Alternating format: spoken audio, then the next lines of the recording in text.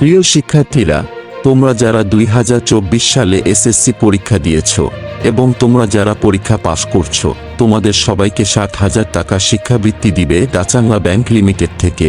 এই কথাটা কতটুক সত্যি তা আজকের ভিডিওতে আলোচনা করা হবে।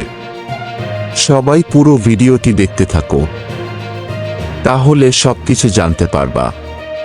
প্রিয় শিক্ষার্থীরা, তোমরা হয়তো কেউ কেউ ফেসবুকে এই পোস্টটি দেখেছ, যেখানে বাংলাদেশ শিক্ষা সংবাদ ফেসবুক পেজ থেকে পোস্ট করা হয়েছে যে 2024 সালের এসএসসি ও সম্মান পরীক্ষায় উত্তীর্ণ শিক্ষার্থীদের 60,000 টাকা শিক্ষাবৃত্তি দিবে ডাচাংলা ব্যাংক লিমিটেড।